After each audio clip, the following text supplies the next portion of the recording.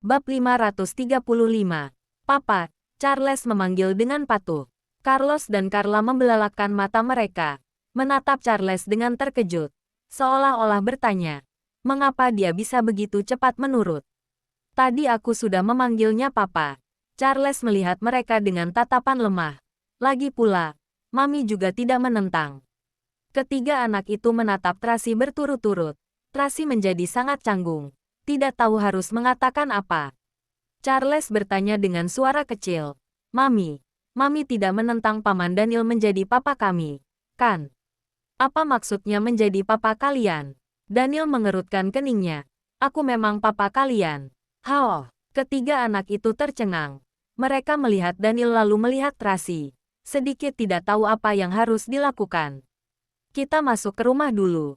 Lalu Mami akan menjelaskannya pelan-pelan pada kalian. Tracy merasa masalah seperti ini seharusnya dibicarakan baik-baik sambil duduk. Oh, anak-anak mengangguk dengan patuh, tetapi ekspresi mereka sangat serius. Seolah merasakan bahwa Mami mereka akan mengumumkan hal yang sangat penting. Mereka sekeluarga kembali ke rumah dan masuk ke ruang kerja. Bibi Juni dan ketiga anak itu duduk sebaris. Sedangkan Daniel dan Tracy duduk di sofa seberang mereka. Bibi Juni sedikit berhati-hati, sambil berkata dengan pelan, Nona lebih baik aku keluar dulu. Biarlah kalian sekeluarga berbicara. Bibi Juni, kamu juga keluarga. Tracy melakukan sebuah gerakan tangan, mengisyaratkan agar Bibi Juni duduk kembali. Mami, apa yang mau Mami katakan pada kami? Tidak heran bahwa Carlos adalah anak sulung selalu tenang dan selalu terkontrol.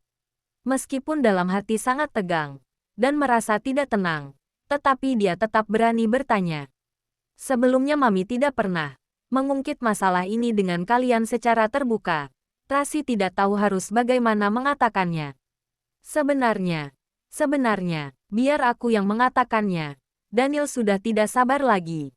Sebenarnya aku papa kalian. Papa kandung kalian. Ketiga anak makin membelalakkan mata mereka, menatap Daniel dengan terkejut.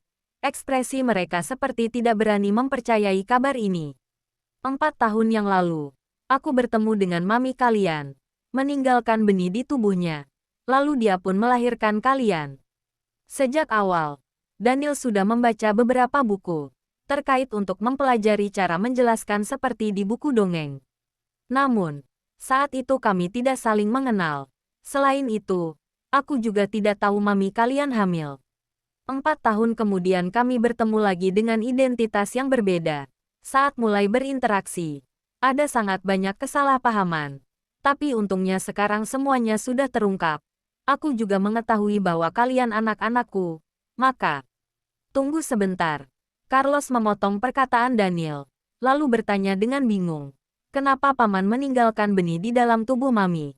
Tapi kalian tidak kenal. Ini tidak masuk logika. Benar. Charles dan Carla ikut menambahkan.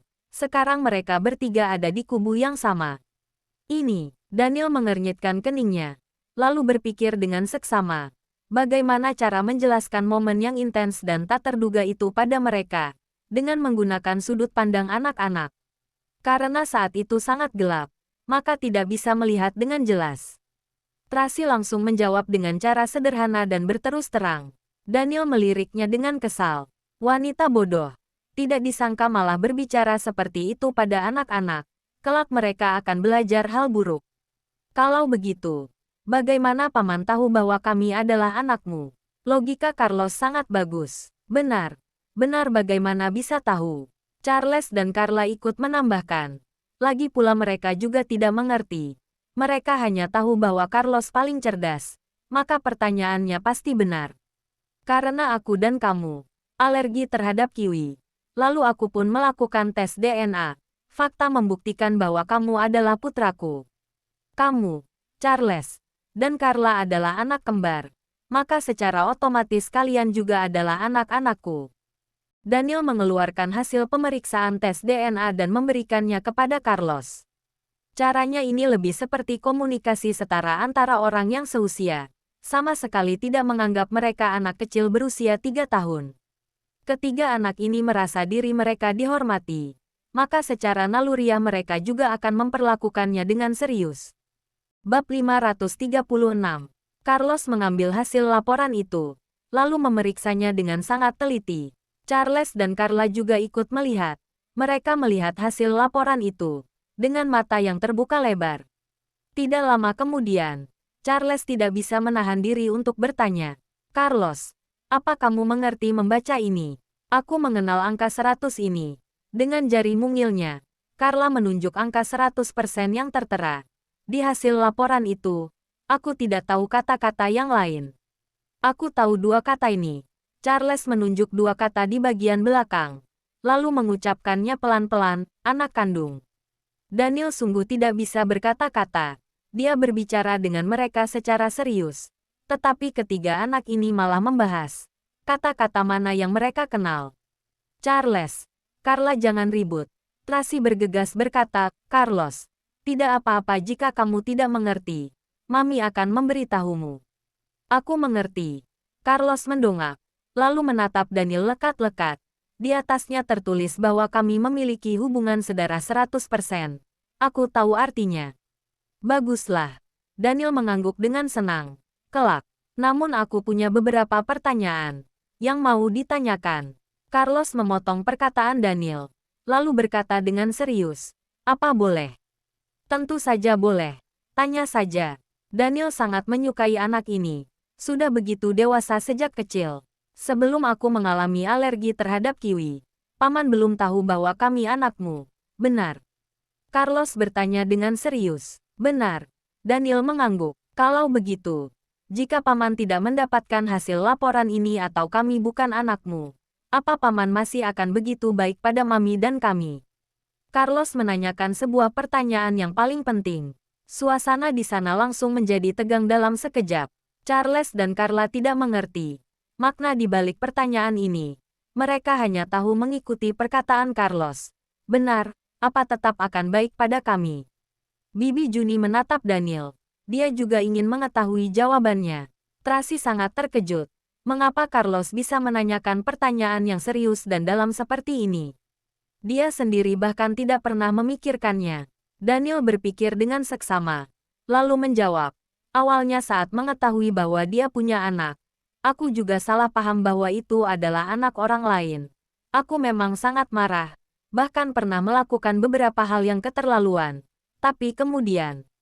Dia mendongak dan menatap ketiga anak itu, lalu berkata dengan sangat tulus, "Aku tidak pernah berpikir untuk menyakiti kalian, juga tidak pernah menolak keberadaan kalian, bahkan tidak pernah berniat meninggalkan Mami kalian karena hal itu.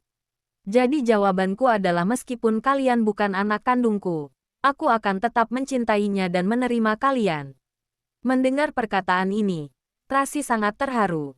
Sebelumnya, dia berulang kali ragu terhadap Daniel. Namun jika dipikir kembali, meskipun saat itu Daniel salah mengira bahwa anak-anak adalah anak Victor, tetapi dia juga tidak pernah menyakiti anak-anak. Saat anak-anak hilang, dia mengira bahwa Daniel yang sengaja menculik mereka.